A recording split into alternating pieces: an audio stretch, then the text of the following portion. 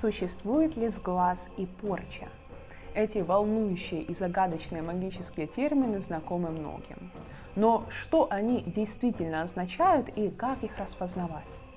В этом видео я расскажу, что на самом деле значат такие древние, устрашающие термины, как сглаз и порча, и также я расскажу, как это работает и как от этого защититься.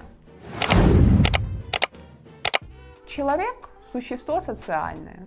Как бы мы там ни ограждались друг от друга, все равно мы время от времени соприкасаемся с социумом. Мы все время взаимодействуем друг с другом. Жизнь большинства людей вообще в основном протекает в социуме, где идет постоянное и плотное соприкосновение. Однако в этом важно понять, что физическое взаимодействие – это лишь верхушка айсберга. Первичное и самое основное взаимодействие всегда происходит на тонком плане – энергоинформационной среде. В этой среде человек наиболее открыт, так сказать, обнажен, и из-за этого максимально уязвим. Сглаз и порча – это самые распространенные способы причинения вреда человеку на тонком плане. И каждый человек должен понимать природу этих явлений для того, чтобы максимально себя уберечь. Сглаз и порча действуют по-разному. Они имеют разную природу и степень вреда. Это как разные энергоинформационные болезни. Попадая и проникая в человеческое биополе, они начинают разрушать человека. Давайте начнем с самого легкого и наиболее безобидного. Сглаз. Сглаз – это как простуда. ОРВИ в энергоинформационном пространстве. Почему? Потому что он проявляется почти сразу. День на третий вы уже точно будете знать, что он у вас есть. Если коротко, то глаз – это эмоция, в основном негативная, которая пробила ваше энергополе. Это непроизвольное энергоударное воздействие, вызванное сильной эмоцией, например, завистью, злобой или даже восхищением. По поводу восхищения могу заметить, что человек всегда подсознательно хочет присвоить то, чем восхищается.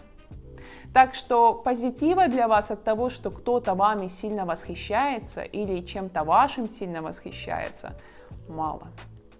Если с точки зрения механизма работы данного процесса, то сглаз – это энергоудар, впоследствии чего происходит энергопробой и рассеивание вашей энергетики. Каждый человек подключен к двум потокам – энергии Земли и информационному потоку. В более художественном описании этот информационный поток называют энергией космоса. Эти два потока несут в себе разные качества. Так вот, сглаз – это пробой, вследствие чего происходит утечка информационного потока. Информационный поток, он же энергия космоса, отвечает за интеллектуальные и духовные аспекты нашей жизни. От концентрации до осознанности и мудрости.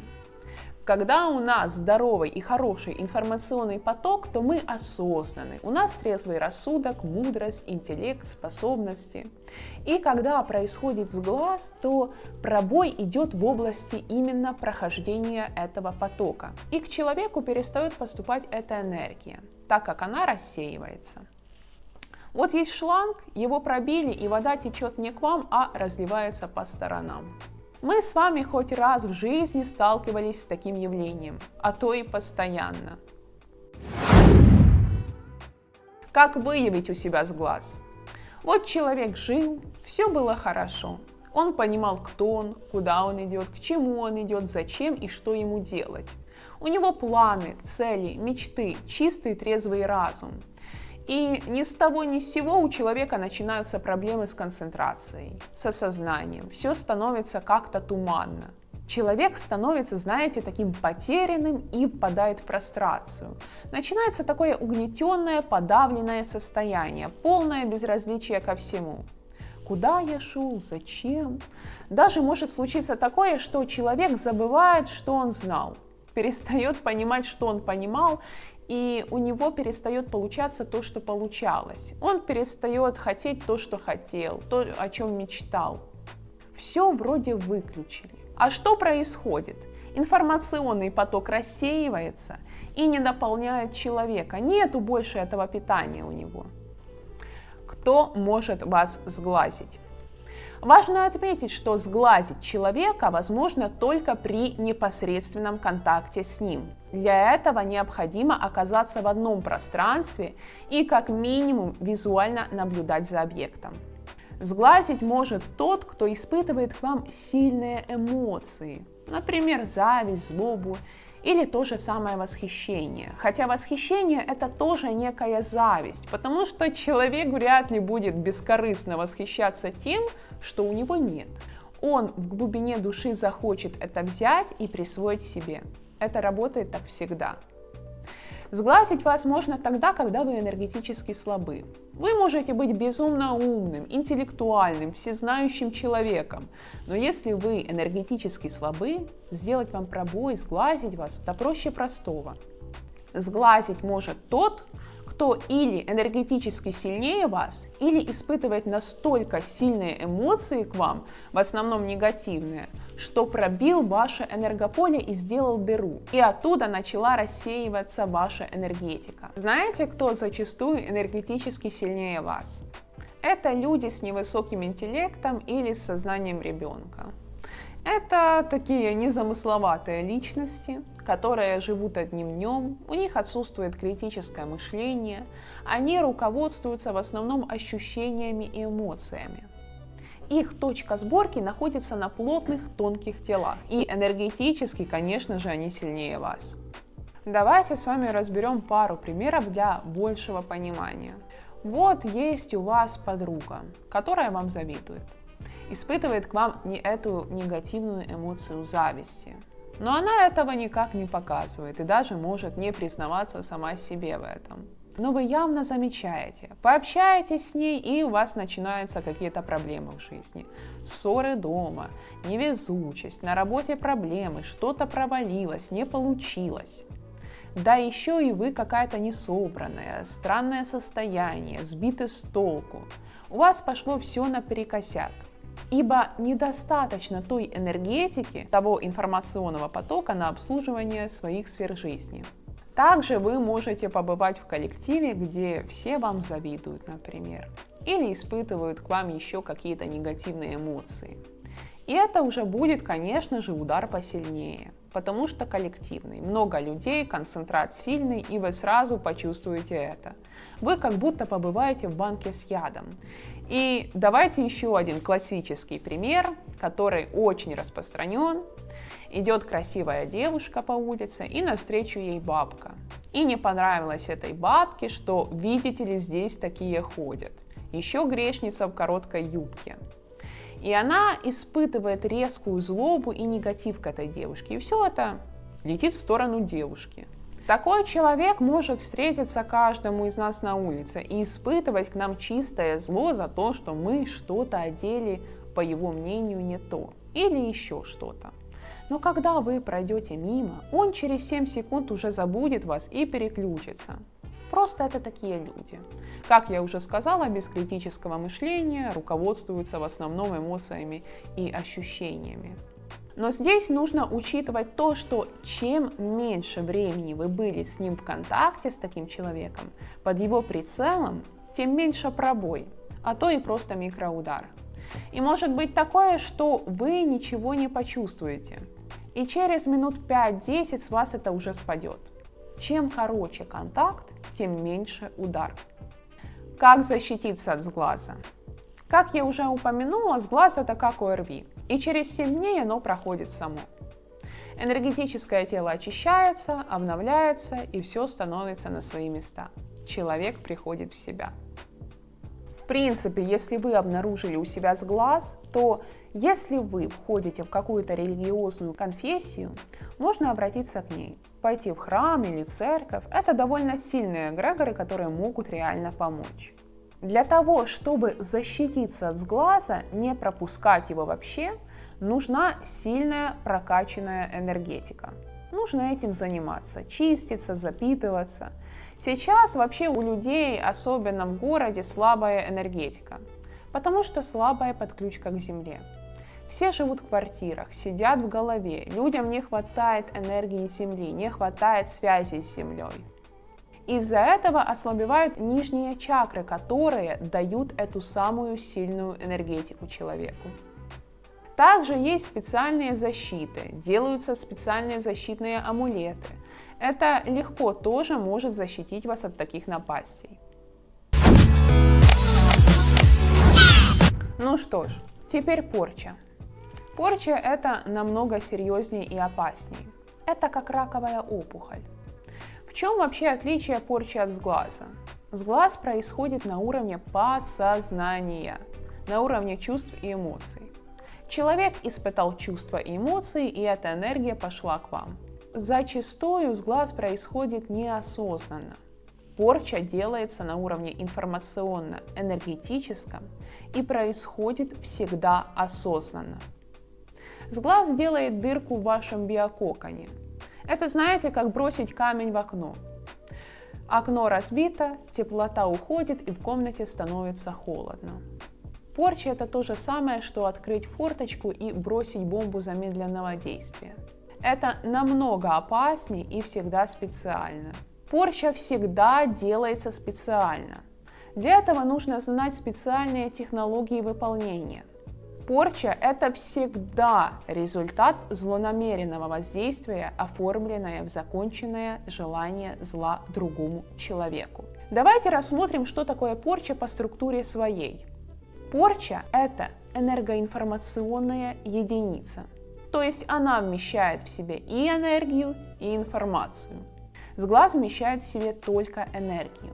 Порча – это детально прописанная программа разрушения человека, внедренная в биополе, в его биококон. Порча – это направленное негативное энергоинформационное воздействие, созданное для того, чтобы нанести вред другому человеку.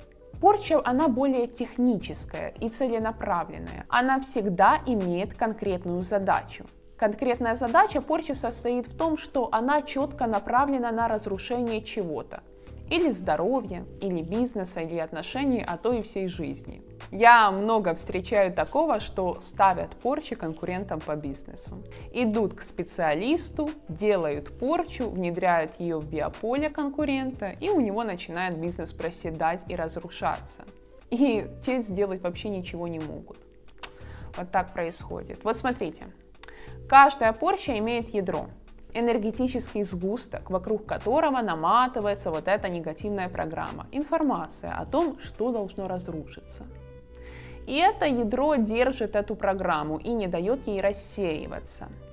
Эта энергоинформационная структура вторгается в биококон человека, ее закидывает туда специалист, и эта мерзость начинает там свою деятельность. Кстати, хочу обязательно упомянуть, что существует еще один метод нанесения вреда в тонком плане, это сильный энергоудар. Он сильнее обычного сглаза. Это тоже иногда называют порчей, но это немного другое. Он похож на порчу, но отличается тем, что делается обычными людьми в быту. Это в народе вообще, по-моему, называются проклёны. В ссорах, скандалах часто можно услышать: «Чтоб ты сдох», «Чтоб руки у тебя отсохли» и тому подобное. Эти искренние на тот момент пожелания, сказанные на пике эмоций, очень схожи по структуре своей на порчу. А чем они схожи? Потому что тоже в основе лежит сильная эмоция, и к ней прикреплена программа. Это все летит в человека, делает ему пробой, плюс еще закидывается программа в его биополе. И через несколько дней человек начинает чувствовать, что что-то не то.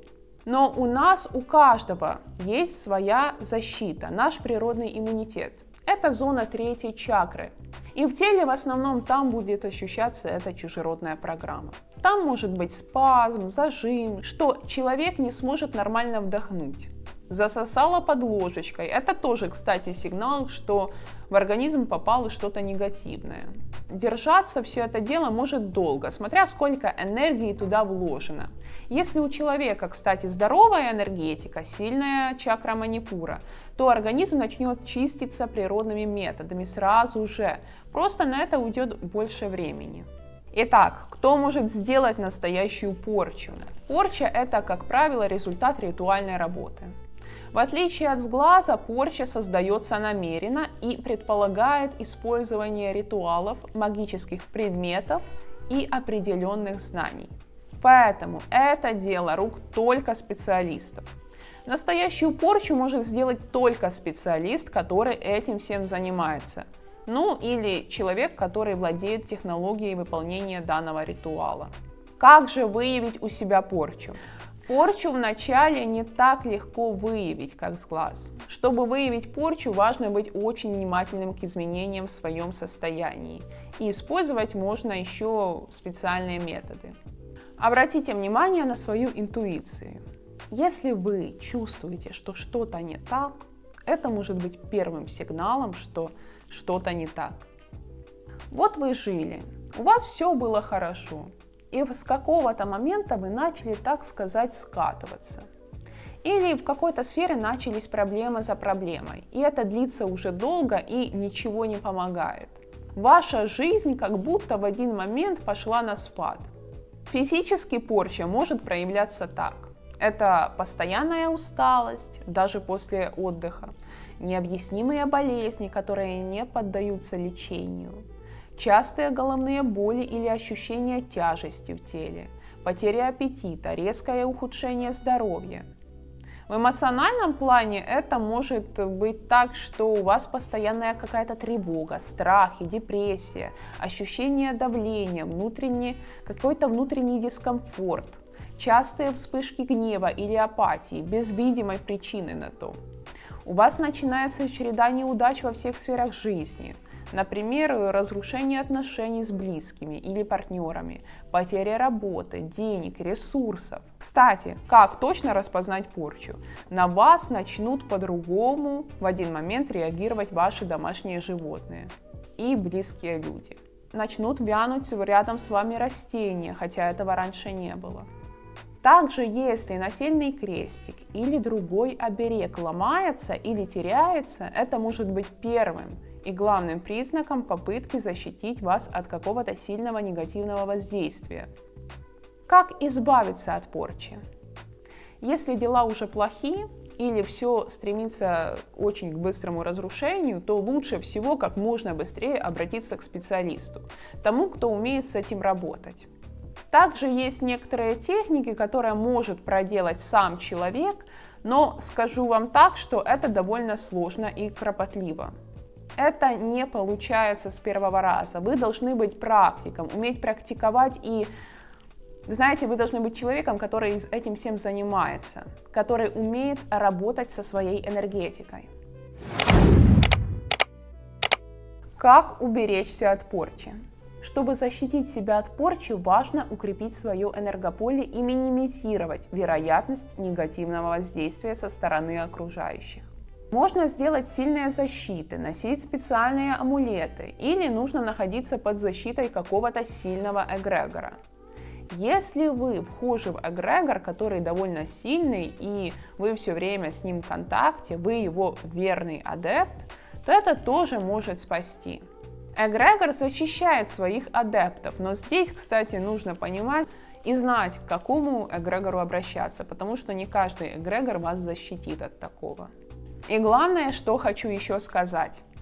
Если мы что-то отрицаем и боимся, это всегда прилетает снаружи. Если сесть и начать бояться сейчас сглазов и порч, то будет более высок процент того, что с вами это приключится. Главное заниматься своей энергетикой, и это не обязательно какие-то медитации и практики. Есть много способов, которые помогут вам укреплять и разгонять вашу энергетику. Например, тот же спорт, пребывание на природе и так далее. И быть наблюдательным к окружающим и к себе. Сглазу мы подвергаемся все. Особенно если часто соприкасаемся с социумом. И здесь просто нужно иметь хорошую энергетику, соблюдать духовную гигиену и быть в хорошем настроении. Ну а чтобы вам сделали порчу, вы должны кому-то очень насолить и очень кому-то не нравится, чтобы человек взял на себя такую ответственность. Это встречается намного реже. Это я вообще к тому, что не нужно перекладывать свою ответственность на сглаз и порчу, если у вас не получается что-то, у вас невезение и проблемы. Потому что я лично знаю такие ситуации, что ушел муж к другой женщине, и жена говорит, что это порчу ей сделали. Не потому, что она не научилась выстраивать правильные отношения с мужем, неправильно себя вела, а порчу ей навели. Вот если у вас все было отлично, хорошо, и резко начинаются какие-то разрушения, и здесь точно нет вашей вины, просто ни с того ни с сего началась черная полоса, то может быть это порча. Но если вы сами себя привели к нежелательным событиям своими действиями и бездействиями, то нужно работать над собой. Ну что ж, на этом все. Переходите в мой телеграм-канал и подписывайтесь. Там я делюсь очень ценной информацией и практиками и техниками, которые помогут вам начать управлять своей жизнью и правильно взаимодействовать с миром. Нужно помнить, что не мир творит нас, а мы творим мир. Очень тяжело и практически безрезультатно пытаться изменить свою жизнь, пытаясь что-то изменить там снаружи. Самый эффективный способ изменить свою жизнь, улучшить ее, это изменение изнутри. Скоро у меня стартует проект «Великое делание». Название очень символическое, потому что это первая ступень внутренней, а главное внешней трансформации человека. Проект является базовым для работы с энергией, блоками, программами и установками.